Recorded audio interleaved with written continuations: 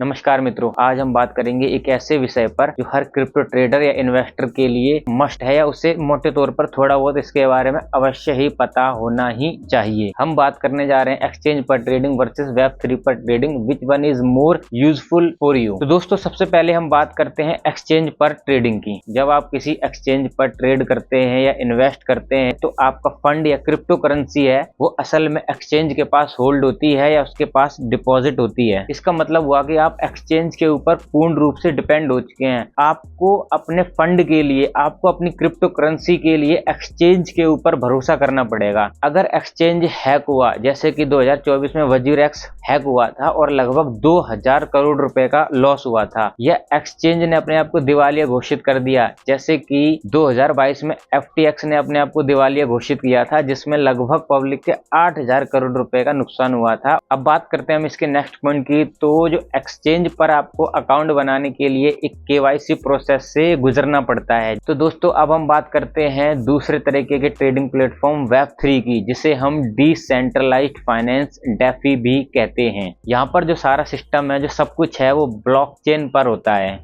सबसे बड़ा अंतर है नियंत्रण का। आपके फंड या आपकी क्रिप्टो करेंसी आपके सेल्फ वॉलेट, यानी कि जैसे कि मेटामास्क, हॉट वॉलेट, इन सब में स्टोर रहती है। तो आपके पास अपने खुद की प्राइवेट की होती है, जिसके आप खुद यानी कि सेल्फ स्वयं मालिक होते हैं, जब तक कि उस चाबी को आप दूसरे को ना दे दें। तो जो यहाँ पर कंट्रोलिंग की बात है, तो एक्सचेंज पर क्या होता है कि वो एक्सचेंज कंट्रोल करता है, और Web3 पर क्या होता है कि आपके पास अपना खुद का वॉलेट होता है, यानी एक तरीके से ताला होता है, और उसके अंदर आपके सारे फंड, क्रिप्टो करेंसी होती है, और उस वॉलेट की जो की होती है प्राइवेट की, वो सिर्फ और सिर्फ आपके पास होती है। इसको अगर हम दूसरे तरीके से बोलें तो आपका जो फंड है, जो आपकी इन्वेस्टमेंट है, उसका पूरा 100% कंट्रोल आपके पास ही होता है। Web3 पर क्या होता है कि मोस्टली KYC की जरूरत नहीं होती है। यहाँ पर हर ट्रांजैक्शन का होता है कि ब्लॉकचेन पर अवेलेबल होती है, जिससे पब्लिकली कोई भी देख सकता है।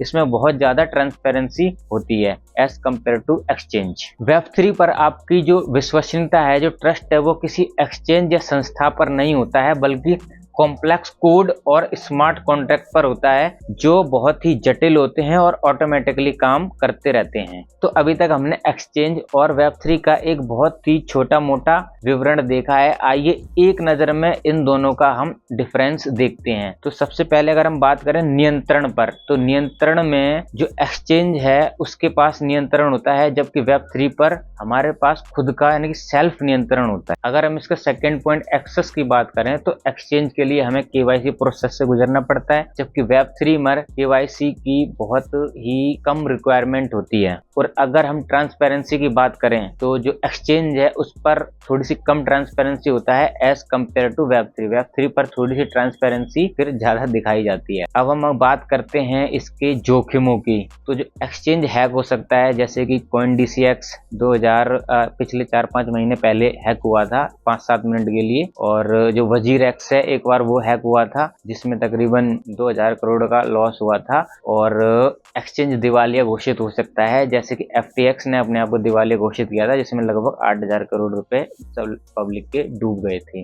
वहीं पर Web3 पर जो जोखिम होता है वो बग या वायरस।